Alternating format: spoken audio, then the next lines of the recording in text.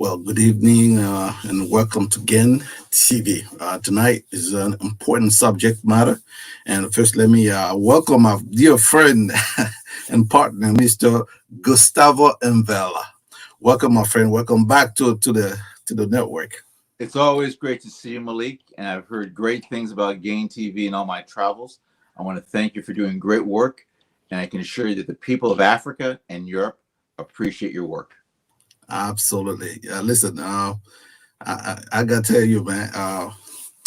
You know, you're welcome. You're welcome. You're welcome, and I want to welcome you back to the network. And I know a lot of people are happy right now. They're break dancing now. Knowing that their favorite senior political analyst is back. Well, we are happy to see you, my brother. But the times now are very, very, very. We're living in a very scary world right now. And as you know, we all watch TV, and what's going on the news on the TV are not good. You read, you always a reader. You read the paper, and you see what's going on. And today, uh, President Putin of Russia gave an important, and when I say important, a speech. I mean it. This is something that has to be taken seriously. And within that speech, you heard the nuclear threat from President Putin. So now my question to you is: should we take this seriously? Should the U.S. When I say we, I mean the United States of America. Should we take this threat seriously, given the fact that this man already shown us that he usually mean what he say what he mean, and he mean what he say. So, what are your take on that speech? First of all, if you have a chance to watch it. Well, I did get a chance to speak, and I want to thank you, and I want to thank all of your audience members. I know you're doing your best to support Gain TV. Well, look what Vladimir Putin has done to the world. Look what he's done. He's turned the world inside out. When you're talking about a desperate Napoleon Bonaparte kind of figure, they'll do anything to rise to the occasion.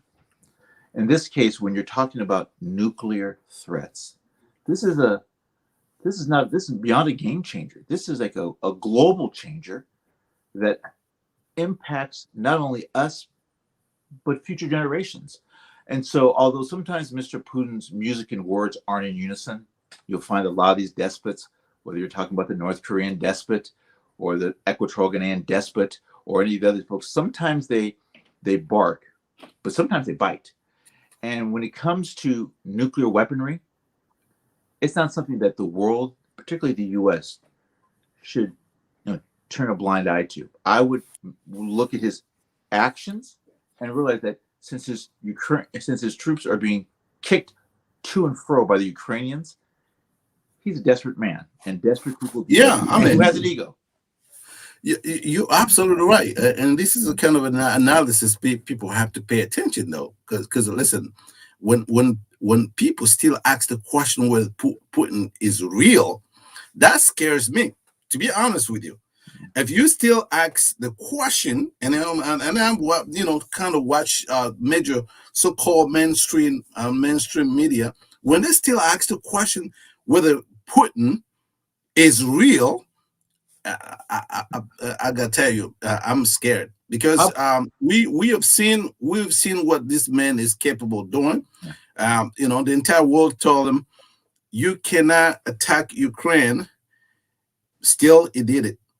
Do you feel threatened by the whatever promise this man made? I think that's part of the body politic, is part of humanity, and we're all part of like this human organism, right? So ask the people of Kiev whether or not they think Mr. Putin is joking, of Donetsk, of Kherson, of the Donbass region. These are all areas that have been leveled by men. But because the fortitude of the Ukrainian people, and let me for the record say that Gustavo and Vala and the people of Equatorial Guinea stand with Ukraine.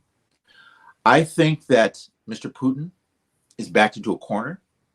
I think that any information that he may have gleaned any classified documents they may have with regard to nuclear weaponry, I think he's going to use to his benefit. I would encourage world leaders, European, African, the entire global community that has a sphere of influence. Do what you can to neutralize this man. By neutralize, I'm not saying get rid of him, but contain him in a way to where he cannot pose a clear and present danger to the global community. Well, that although it's a good argument, but it looks like it's kind of easy, but I don't know if action can equal such a beautiful argument on your part. My thing is, we got to understand that despot like Putin, when put in a corner, and you said it beautifully, that President Joe Biden said it, that it looks like he's desperate. Now we know what madmen do when they're desperate. Now instead of us, just thinking about, maybe wishful, thinking maybe is gonna do it. Isn't it the time right now to try to find a way how to exit this war? And the reason why I'm saying this, because when I listen to uh, President Zelensky, it looks like he is making things difficult. Because when he said we want to negotiate, but now we're putting in power, what that kind of stuff can suggest to possible peace in this crisis. Well, as you know, and this is a very real political theater, but this is a theater not of the absurd, but the theater of the reality where people have lost their lives. I'm not in a position to have the intel, both the human intelligence or signal intelligence, that Mr. Zelensky, who I believe has done a phenomenal job in stewarding his country through this very difficult time. I would encourage Mr. Zelensky, if I were to advise him, to speak candidly, frankly, and looking out for the best interest of the people of Ukraine, with which he has done an exceptional job in leading. Mr. Putin and his cadre of oligarchs, and let me say something about these oligarchs. These oligarchs are just people who are holding Putin's money. There's nothing fantastic about them. These are just guys who are part of the criminal enterprise, which is Putinism. And so, that being said, we should work. We've done all the sanctions, right? We've done the economic sanctions. We've done the trying to cut the gasoline off, and you hear about the Nord Stream and how that was recently sabotaged. But my thing is, this is not the time to be going back and forth with regard to negotiations. Mr. Zelensky, whoever the negotiating partner is, whether it's Mr. Lavrov or some of the other folks in the circle, we need to try to see what we can do to bring this tragic, illegal invasion to an end. And I want to let you know that the people of Equatorial Guinea stand with Mr. Zelensky. Well, some of our viewers and on this show, most of the time, we want to first thank them and also tell them that their viewpoint, the question matters. And one of the questions from our viewers is Miss Naziwa Teddy, who was asking us, do you think diplomacy and peace relations really works after everything you've said, when it comes to attempt to go to a negotiation table? Do you think at this point, as possible, knowing the position that Zelensky is given, and we heard from President Putin many times that is ready to negotiate and to sit down with people, the leader of Ukraine, and negotiate this peace. But it looks like now that Ukraine is gaining some kind of momentum, look like is asking what I think to be the impossible. How come you want to negotiate and you say you don't negotiate with the person that actually is the man in action right now, Putin? If you want Putin to be, out of this country, before you negotiate with Russia. Can you see the scenario right here? Isn't it possible even to do that? Well, you and I both know, Malik, that negotiations and bargaining, it's all about positioning, right?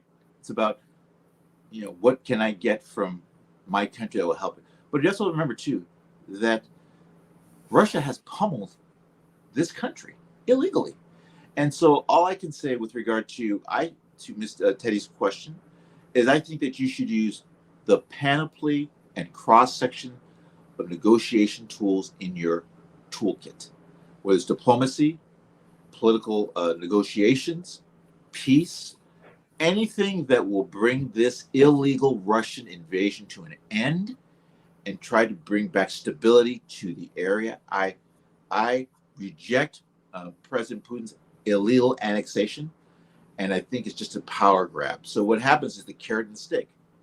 Zelensky will say something, Putin will do something else. So I think right now it's very hot and heated, but I hope that cooler heads will prevail, and I hope that the United States of America, NATO, and others will help Mr. Zelensky as they have during these very troubling times, both militarily and other ways. But I hope and Yeah, pray. but let's be honest, Ben. You talking about being honest and straightforward. Uh, Russia is quite is a vast and very one of the biggest country in the world. Right now, it's just you know about the annexation of the country around it, making even that population even bigger. Realistically, do you think Ukraine, even if we are supporting him, the NATO, the United States, even with all of this support, do you think it's possible for Ukraine to really win the war? And also you have to think about the cost, because if you already see how much damage um,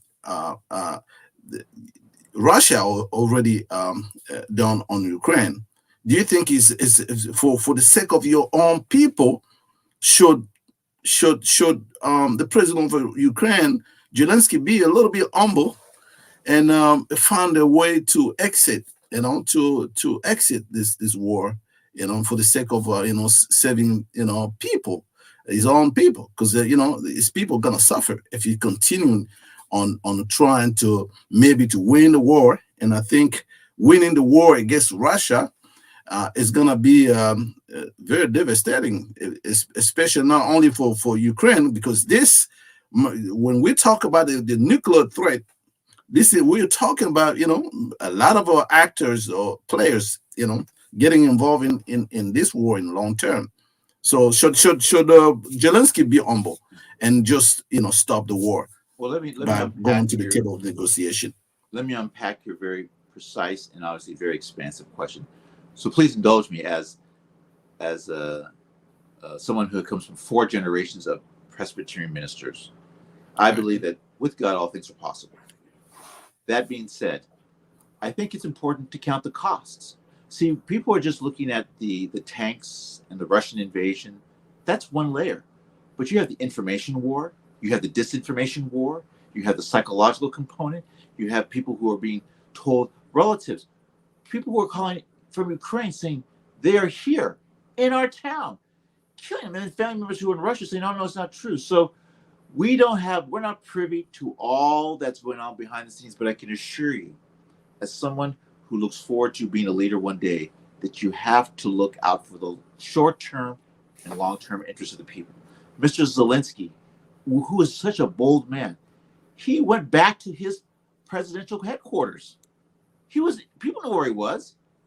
If most people will be hiding in a bunker, or in the cases we saw in Afghanistan, the guy fled to London. And so regardless of what happens, I believe that negotiations should be intense, should be with the stakeholders, and that the gamesmanship needs to be minimized. I've never heard a politician as being, oh, this guy's way too humble. There's plenty of narcissism to go around.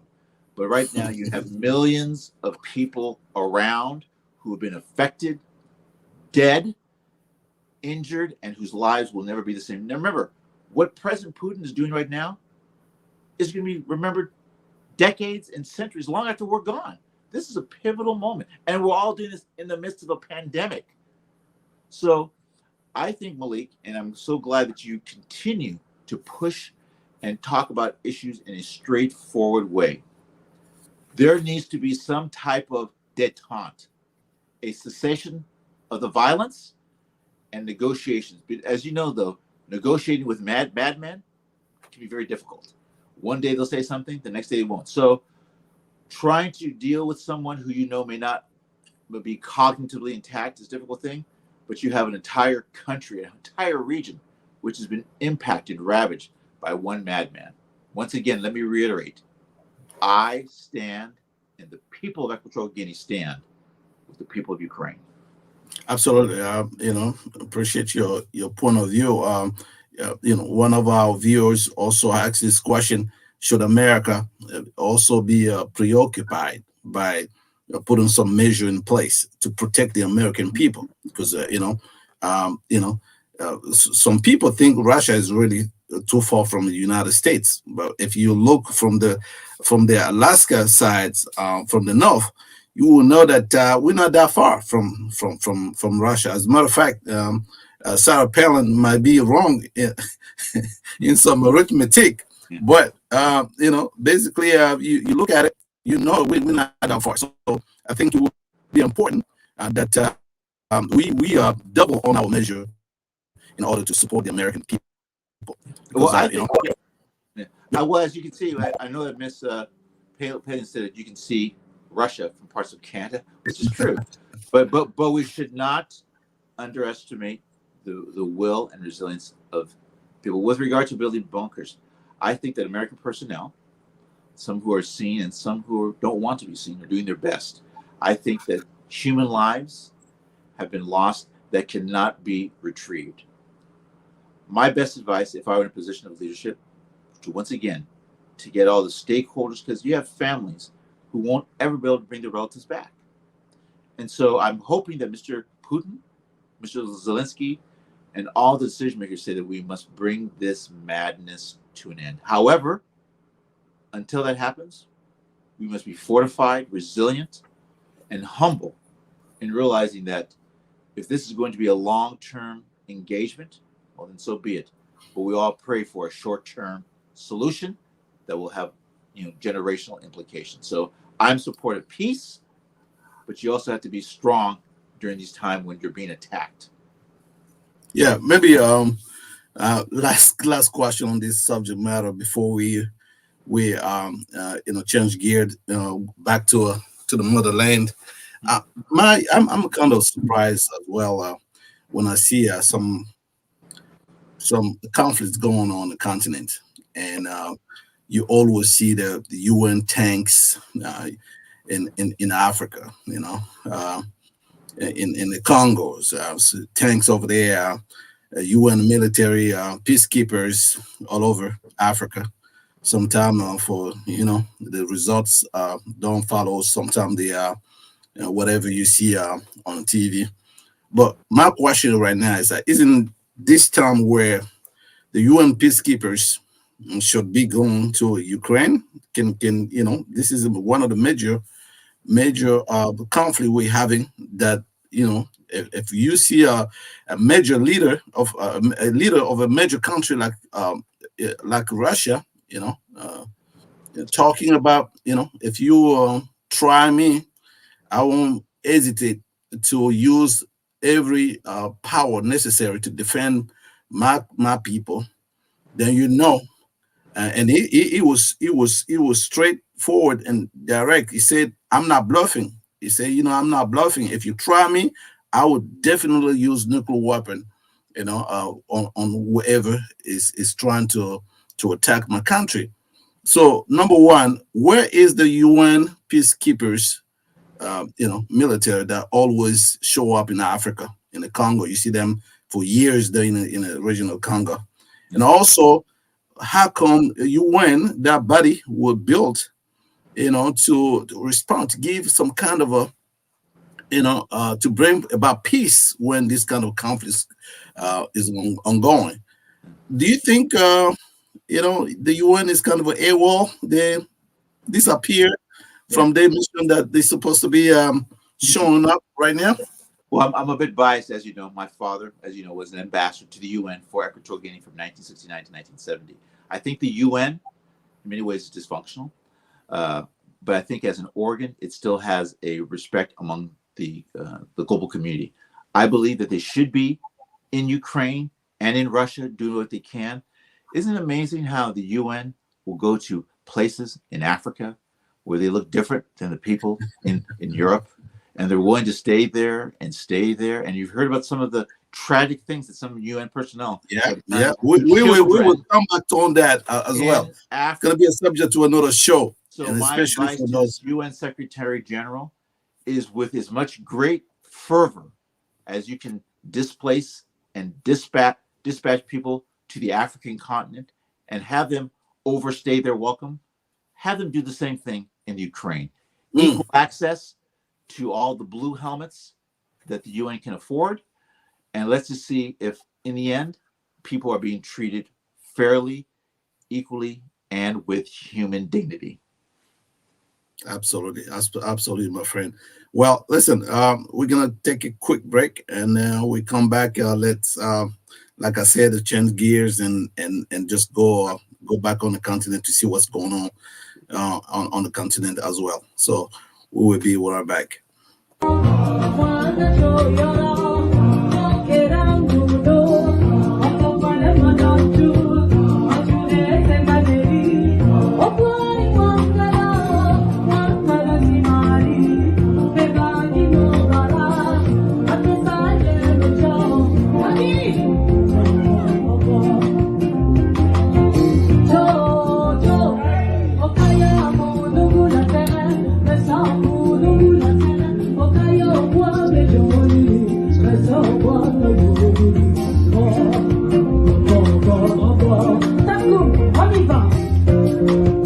Au fond de la forme se forge l'intelligence dans l'éclat réside. Dans la lueur de l'incandescente torche à l'odeur de résine. Au gré du temps, dans la force du reflet que les astres désignent. Et dans la dimension à laquelle les yeux de l'âme se résignent. Au fond de la forme, la réalité n'est pas si inversée. Quand on parle de sang versé au nom de saint versé, la vérité n'est pas à géométrie variable, quel que soit le point ou l'angle de vue. Et la volonté. Well, welcome back on Gen TV. I'm here with Mr. Gustavo Mbala. Sir, welcome back again. I was talking about going back on the continent, and we can change gears here. And you probably have a lot to say because you are an expert on the motherland, the politics. Eventually, we are talking about Burkina Faso. The coup in Burkina Faso that happened, I think, a couple of days ago. That was 2 days ago, I believe. So I wanna first of all ask you about um, your assessment on this coup. It looks like it's the ever ending coup on the continent. Yeah. It is and the Burkina Faso is being a theater of this school for maybe something like maybe 10 times. So first of all, you know are you aware of what's going on in Burkina Faso? What really happened? Because recently, maybe 6 or 8 months, we have a president, and then before you know it, the guy just stepped down because didn't want to be he didn't want the clashes between the military and himself. So, what is your assessment? What are your assessment on the situation in Well, Burkina Faso? someone from the outside who has friends who live in Burkina Faso, it just seems to me that it's almost like Burkina Faso has a PhD in coup d'états, and it's amazing that a country which is of strategic importance in some ways has undergone such upheaval. You're right. The president did step down. Sometimes people say they step down because of clashes, but sometimes people step down because they've been offered money and an opportunity to stay alive. And so I think the option of whatever some people, it's about financial gain and life. That's fine. I hope that the military will allow peace and security to be the norm. Oftentimes, when talking about coups, particularly in Africa, we can't underestimate the presence and the stealth-like presence of foreign actors and what they may want to do in terms of destabilization. I'm not an expert on Burkina Faso, but I am someone who watches the African continent, and I just hope that those individuals who are trying to form a transitional government do so in a way that's sensitive to the needs of all cross sections of the citizens from the country of Burkina Faso. And once again, the people of Equatorial Guinea stand with Burkina Faso just like we stood with the people of Ukraine. For those of us who want to be the voice of the underdogs, we have no problem in the David and Goliath scenario because we saw how that ended. My question here with regard to Burkina Faso is be patient, be thoughtful, be deliberate, and realizing that the world's watching and that myself, as president of the Federation for Democracy and Justice and as a GAIN senior political analyst, if there's anything I can do to help in this negotiation process, please know. Malik, you have my number. And if anyone from Burkina Faso wants a negotiating partner to help bring resolution, GAIN TV is an area that you can use to do such a thing. Some people will, when you read the comments online, some people just, some minors saying that this is just business as usual, despite the coup. What comes in your mind when you read something like this? Unfortunately, the African continent, which some people refer to as the dark continent, has been neglected. It hasn't been neglected with regard to people wanting to come in and pillage our natural resources, to take advantage of our infrastructure, to deal with leaders that they know are incompetent, and you should not allow even to run a 7-Eleven in the smallest town in America. But that being said, and that's no disrespect to 7-Eleven, which I frequent quite often, and I love 7-Eleven. I'm saying with regard to leadership, you have to ask yourself, Malik, and those who are watching, why is it that there seems to be a cross-section of failed states throughout Africa? What is about these leaders who think that they have all of the know-how, they have all the intellectual capacity, but you find that these guys are of nominal intellect? I'm not talking about having to be a Rhodes Scholar or having gone to Stanford or Oxford, but these are people who we know others have put in positions so they can be used and manipulated. And I call upon a new generation of leaders within Burkina Faso, Cameroon, Gabon, Equatorial Guinea to stand up and be bold. I encourage the people of Burkina Faso to protest in a peaceful way. This is your country. Take your country back. Do what you can in working with the military and ask and use social media. Use Twitter, Facebook, WhatsApp. Let the world know the true story, not the misinformation, disinformation. And I would ask the multinationals in Burkina Faso, I know you don't want to interfere with the internal affairs of a country, but when you're digging in for oil or diamonds, I don't know how much more internal you can be when you're digging literally into a country.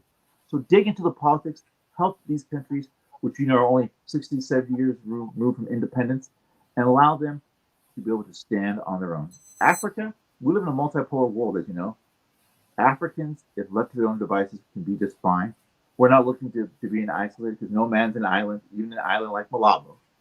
But we need to be able to work together in a cooperative way. Africa will be just fine. It's not Africa for Africans. It's Africa taking care of Africans. Now you mentioned Malabo, Equatorial Guinea.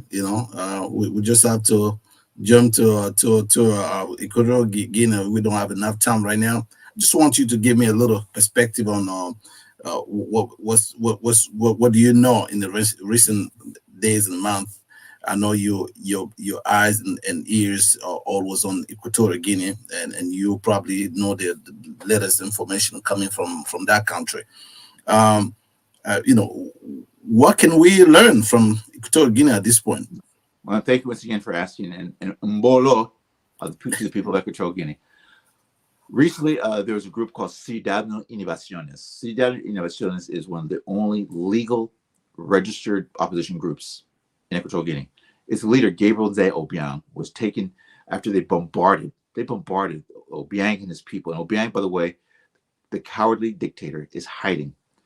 But recently, after political pressure for myself and a network of people, we understand that some members of the Ciudadano Innovaciones, and if you go to Mark Toner from April 2016, the State Department talked about Ciudadano Innovaciones. I would encourage you to Google it. Equatorial Guinea is a failed state, and Teodoro Obiang is calling for elections to take place in November of this year after not announcing it. We know that these elections will be fraud, and we ask the international community to condemn these elections. We ask the international community to condemn the actions of a dictator, the longest serving dictator on the African continent, who just recently announced that he's going to run for a sixth term at the age of 80. So once again, it's an embarrassment. Our country has great intellectual capacity. You'll never find a greater enthusiasm with regard to the intellectual capacity of Equatorial Guineans than Gustavo Ndala. But I want people at the Gain TV audience to please pray for the people of Equatorial Guinea. We are great people, the only Spanish-speaking country in all of sub-Saharan Africa. And I ask today that Teodoro Obiang Nguema Basogo step down, and that his son Teodorino step down and allow free, fair, and transparent elections to take place, where all registered Guineans are allowed to become candidates. You know, they have the stipulation in the Constitution, Malik, that you have to be there for 5 years, but they know most people in the diaspora haven't lived there. So it's a shell game. We ask the United States of America, we ask Joe Biden, Anthony Blinken, Lloyd Austin, Department of Defense, and members of the intelligence community to do what we can to work in a cooperative way to bring a transition to democracy in Equatorial Guinea without the Obiang family, which has been in power since our day of independence, October 12, 1968, when Obiang's uncle, who we overthrew in 1979, have been in power. I would think that after 54 years of failed statism by the Nguemas, it's time for a new and improved Equatorial Guinea, and I hope to be one of many voices to help usher in a new and improved Equatorial Guinea with partners both in the West, Europe, and Asia. Absolutely. Well, listen, we are going to leave that right there. Thank you again, my friend. Those who just joined us, this is Talk to Me, Gain TV. We streamlined from the United States. My guest today, as always, Mr. Mbala, senior political analyst here at Gain TV. We want to thank all our viewers. Thank you so much for watching.